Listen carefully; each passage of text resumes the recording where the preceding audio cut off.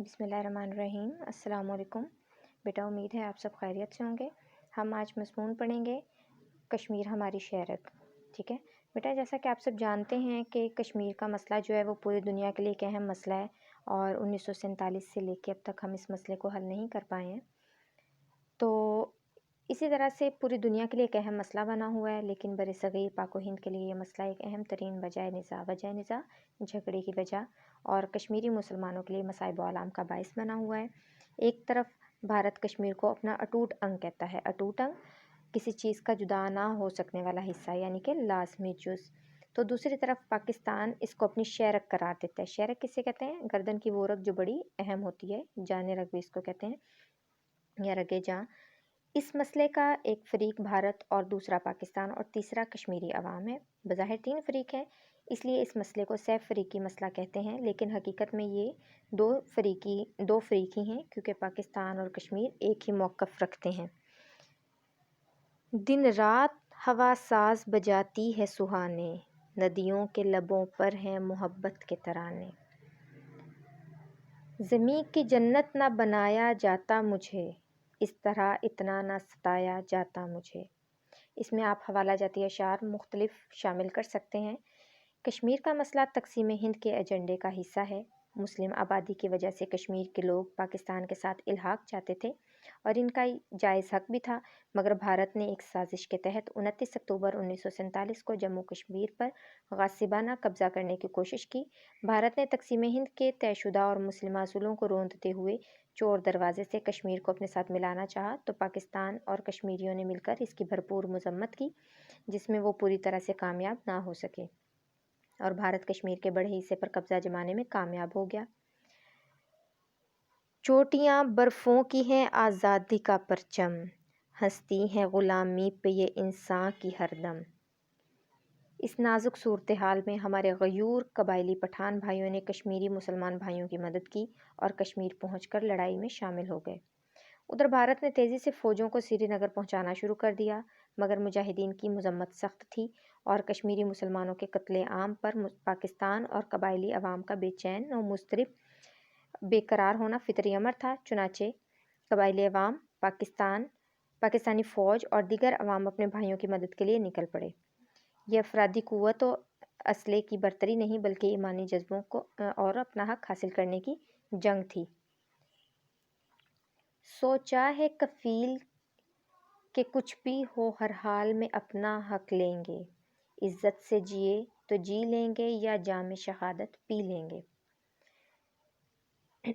مسلمانوں کے جہاد کے نتیجے میں چند ہی ہفتوں میں تقریباً 4144 مربع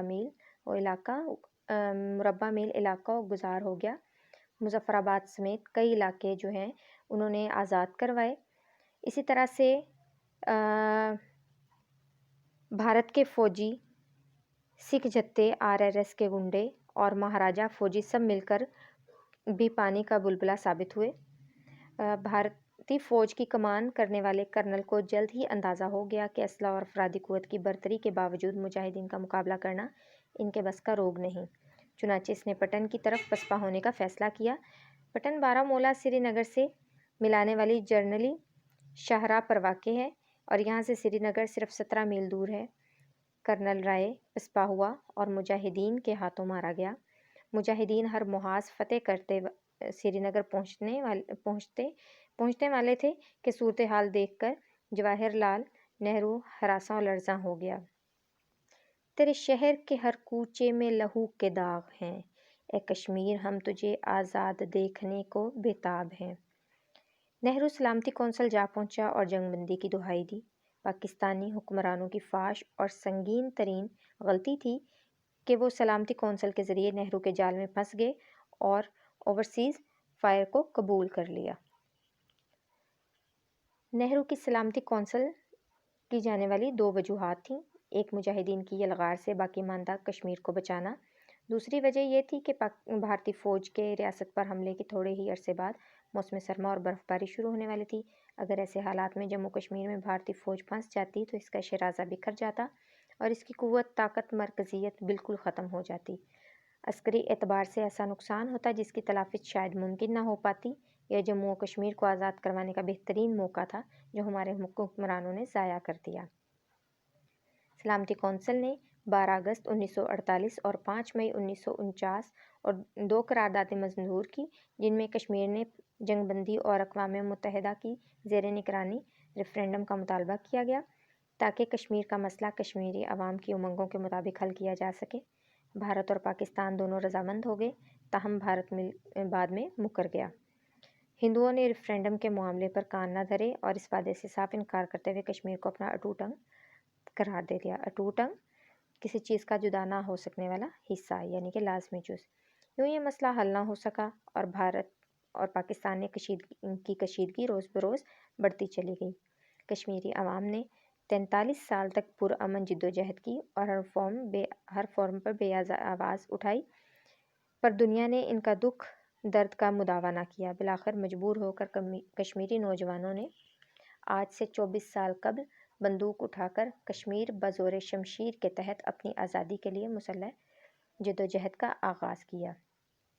یہ شعلہ نہ دب جائے، یہ آگ نہ سو جائے، پھر سامنے منزل ہے ایسا نہ ہو جائے، ہے وقت یہی یارو جو ہونا ہے ہو جائے، ہر جابر و ظالم کا کرتے رہو سرخم، کشمیر کی وادی میں لہرا کے رہو پرچم۔ کشمیر میں کشمیری مسلمانوں نے اپنی آزادی کے لیے مسلسل جدوجہد کا آغاز کیا تو بھارت نے اپنی 7 لاکھ فوج اس جنت نظیر وادی میں بھیج کر تحریک آزادی کو دبانے کے لیے ظلم و ستم کے ایک نئے باب کا آغاز کر دیا۔ بھارتی فوج نے مظالم کی انتہا کر دی، لاکھوں کشمیری مسلمانوں کو شہید کرنے کے لیے بستیوں کی بستیاں ہی صفحہ ہستی سے مٹا دیں، ہزاروں لوگوں کو عقوبت خانوں میں ڈال دیا گیا، حریت پسند مسلمان لیڈروں اور ان کے پیروکاروں کا قتل عام کیا گیا، ہزاروں عفت مآب کشمیری خواتین کو بے آبرو کیا گیا، جیلوں کو مسلمانوں سے بھر دیا گیا، شیلنگ کی گئی۔ یوں جنت نظیر وادی کو آزادی کی خواہش رکھنے کے جرم میں کشمیری مسلمانوں کے لیے جہنم بنا دیا گیا۔ 24 سال کے عرصے میں وادی کشمیر قبرستانوں کی سرزمین بنا دی گئی، لاکھ سے زائد جوان شہید ہو گئے اور لاکھوں اپاہج ہو گئے، بچے یتیم، بیویاں بیوہ اور مائیں افسردہ رہ گئیں، بہنوں پر غموں کے پہاڑ توڑے گئے۔ سنا ہے بہت سستا ہے خون وہاں کا، ایک بستی جسے لوگ کشمیر کہتے ہیں۔ بیٹا یہ ہمارا نصف مضمون ہو گیا ہے، آپ نے اس میں مختلف حوالہ جاتی اشعار شامل کرنے ہیں، ٹھیک ہے؟ تو آپ نے اس مضمون کو مختلف حوالہ جات کے ساتھ اچھے طریقے سے یاد کرنا ہے۔ شکریہ۔